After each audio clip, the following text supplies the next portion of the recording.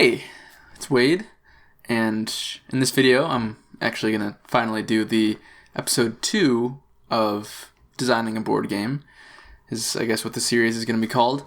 And in the last video, I left off at me coming up with the idea, typing like the main components of what the board game idea was, the important things, or at least what came at first as important, what I thought was important in the beginning, into my phone. Now, I'm going to go over just the process of actually beginning the creation of making the game. But I don't know, if I look sweaty or something, it's because I am. It's freaking hot in my apartment right now. You know, as everyone knows, it's a hot summer. I heard from somewhere, don't quote me on this, but I heard that June was the hottest month ever recorded globally.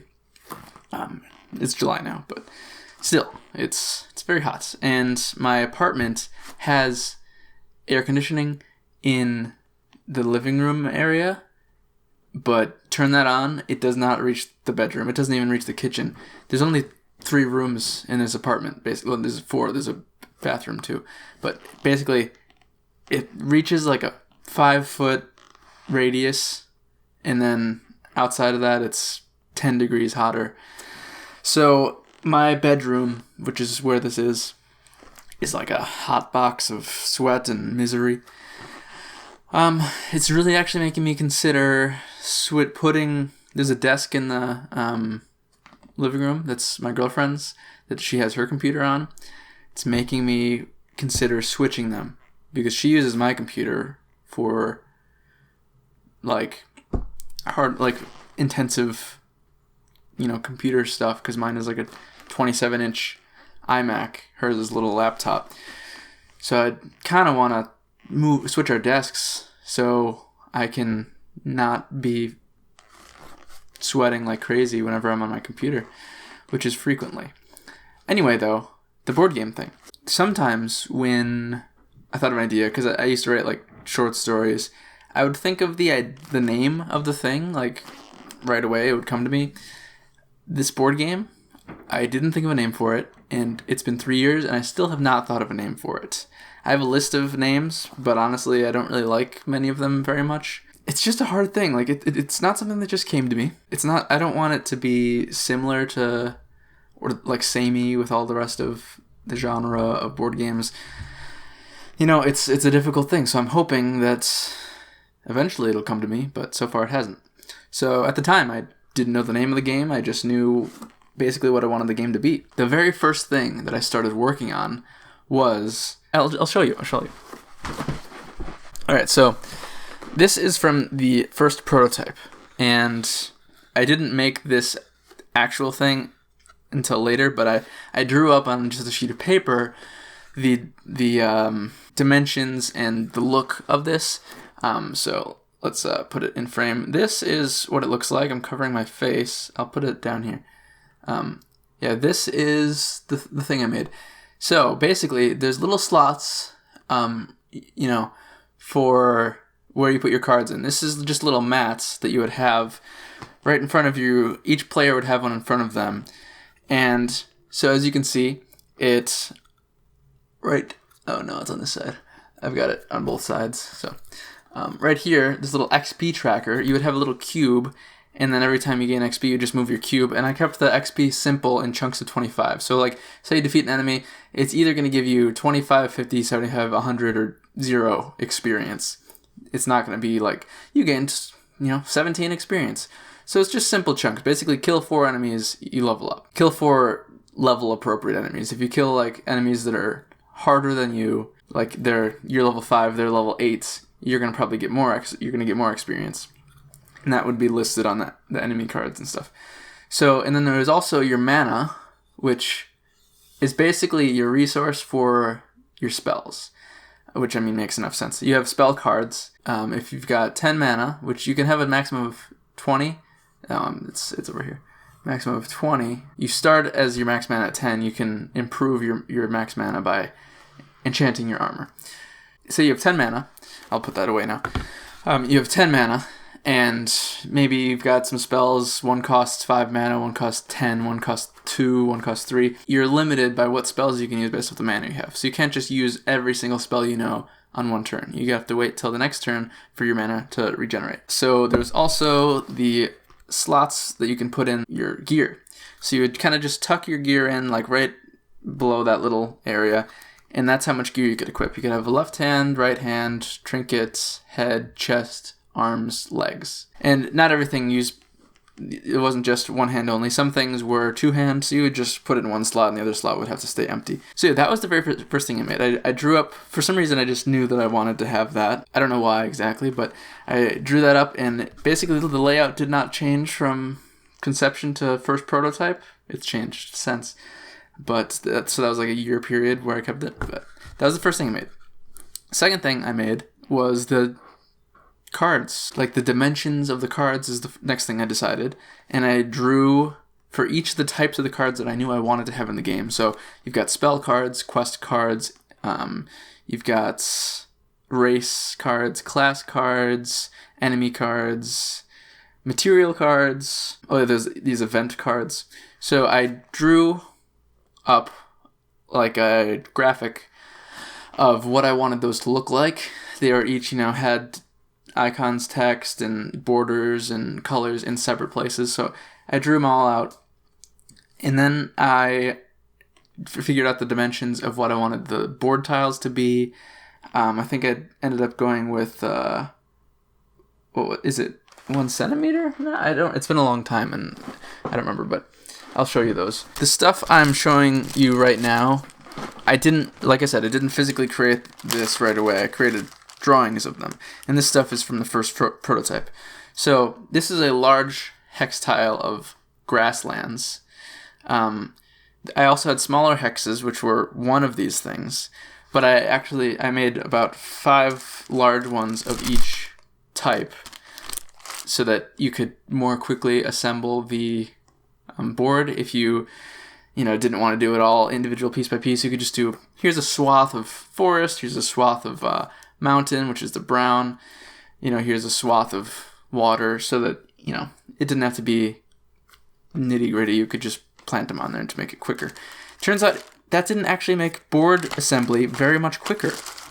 Decided how big I wanted these to be because it had to be small enough where the board was like regular board game board size, but included a lot of variety and hexes, but big enough so you could actually fit little tokens on them and distinguish this token is on this hex, and rather than just being a mess. So I think that was a good size. Yeah. So that was the next thing I made, is just figuring out the dimensions of everything. So after I did that, then I guess because it was probably most exciting to me and the thing that I was drawn to most, the next thing I worked on, and I continued to work on, it took me about maybe 2 months, was all the spells for the classes. There's 9 classes. I went over them in the last video in this series. And each class got 20 spells. My initial idea was every time you level up, you get a spell. You just randomize, you shuffle the deck before you play the game, and you just draw top spell off the deck every time you level up. That provided some problems, but I'll get into that later. So I was still in France at the time when I was drawing these things and coming up with spells. So I went to Mont Saint-Michel, which is, it's like a city church castle in one island, also mountain, not mountain. Well, kind of a mountain. It's a unique place. As I was walking around there, marveling in the architecture and just the coolness of it, I was also just spending hours walking along the walls and in the interior church, thinking of the first spells in the game. I have a order in my mind of how I think of the classes. Whenever I do work on the classes, for some reason, I just do them in a certain order. So I started with warrior. Warrior seems like the most basics may be a bad word, but that's kind of how I think of a warrior. In a video game, I never just play the fighter character, but I get there's appeal to that and people like to do that. But so that seems like the most standard RPG character class, warrior, fighter, barbarian, whatever you want to call it. So I've worked on those spells first. Then after I did warrior, I worked on priest, paladin, druid, mage, necromancer, ranger, rogue, bard. And that was the order I did it. I don't think I did like all 20 warrior spells before I even moved on to priest. But I might have actually. But still, like, I would just spend a lot of time on warrior until I couldn't really think of any more interesting ideas, and then move on to the next one. In the early stages of creating these spell cards, I was mostly just focused on like class fantasy and not actually how it would work as a game, like how it would be mechanically, like combos working well together, giving you a certain play style. It was more, what kind of things can a warrior do? I've changed the spells. There's like in my head, I've changed the spells 3 main times since. I'm currently working in the 3rd revision, and each time they've changed drastically. But in the beginning, it was just all about the theme, really, for these spells.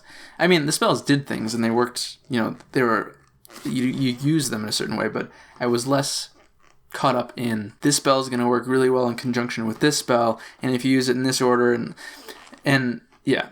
And part of the reason why is just the very design of how I thought of the spells to be in the first place. The fact that you didn't choose your spells, you randomly got one of the 20 every time you leveled up, meant that you didn't really have any control over spell combos that you'd have access to, because you might not have those spells. Like, you just didn't get lucky and you didn't get them. So in my mind, it made more sense. And I think using that system, it does make more sense to just have each spell be powerful and useful in its own right without having to depend on a different spell. I worked on that for a while, and I'll show you some of those too. This is the first prototype.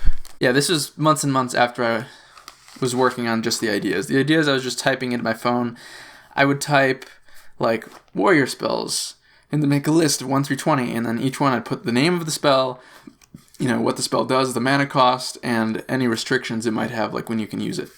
So this is a card. There's no picture. There's a big blank spot where the picture was, because I didn't want to waste any time.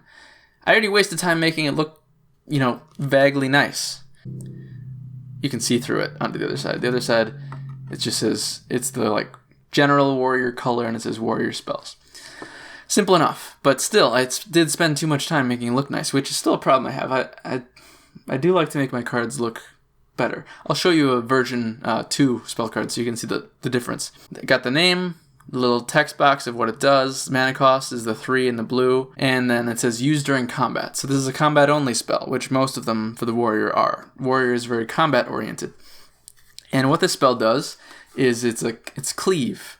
Your combat rolls damage all enemies for the remainder of combat. So the initial way combat worked in my game was you start a combat with a foe. I can get into that later, but with an enemy.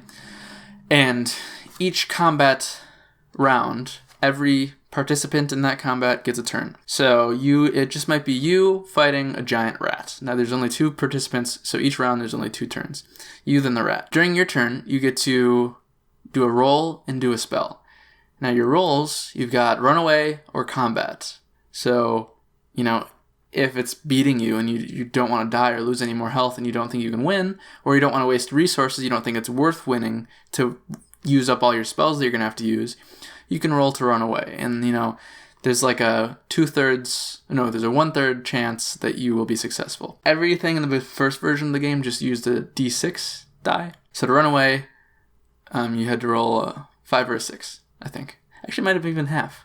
It's been a while, and I've changed the game a lot since, so it's hard to remember. But it was either 5 or 6 or a 4, 5 or 6. Or you could do a combat roll, which was also a d6, and then you added your attack power, which is a stat that would be on your weapons. So you might get like a 6 attack power weapon, and then every combat roll you take, you roll and you add that together. So if you roll a 5, now you just did 11 damage to the rat. And then you can also, in your turn, you can use a spell. So if you use this cleave spell, now, normally your combat rolls, you choose a thing that you're going to hit. Say you're fighting a swarm of bats. There's 20 of them, and they all have like 1 health. So you just got to hit it once and it dies. Problem is, normally it would take you 20 different turns, and you're probably going to die because they're going to kill you. So Cleave is a spell that you want to keep in hand for when you fight a swarm of enemies. Because now, you fight up a swarm of bats, you just cast Cleave, do a combat roll, they're all dead. That's what that spell's for. I'm not going to go over every spell. I can do that in a different video. That might be interesting, or not. Basically, powerful spell, it has its use, and it can interact with other spell ideas, or spells that I had, but I didn't design it to. There was no intent, really, for it to. It was just, that's a cool, powerful spell in its own right. So yeah, I'll show you the difference, though. I'm jumping into the timeline a little bit here, but I just want to show you the difference. So we've got the warrior spell from version 1 right here, just very simple, basic, obviously just made it on Pages, the equivalent of, the Mac equivalent of Word. I made the second version on Pages too, but I did a little bit differently. So now this is card back version 1, card back version 2. So it looks nicer. There's texture, not physically texture, visually texture, if that makes any sense. There's visual texture to it. And I gave it a symbol. I gave each class a symbol to use. Front side, I just decided to not do the pictures, just not put a room for picture, because honestly, finding 300 pictures, or 180 pictures, takes a long time and is a lot of pictures, and kind of actually hard to even get them or draw them. So just decided to not do pictures in the first place. And I, added some symbols, added some other stuff. Yeah, that was how I started. I thought of the dimensions, the general design of the cards, and then I started thinking of the ideas for the spell cards, and that took me about 2 months. So next video, I think I will start off from there, because the next major thing I did that took me a few more months was working on the enemy cards. So next time I'll talk about the enemy design, and I will have a future video where I'll go into much greater depth and I'll only talk about spells. I could go through all of the spells for each class, or I could do one where I go through the progression of my spell ideas, of how it went from version 1 to 2 to 3, and how it improved and changed each time, and how the entire system of how the spells work was different each time, and I thought of, in my mind, better and better ideas. But yeah, that's where I'll leave it for now. So yeah, thanks for watching, and see you next time, I guess.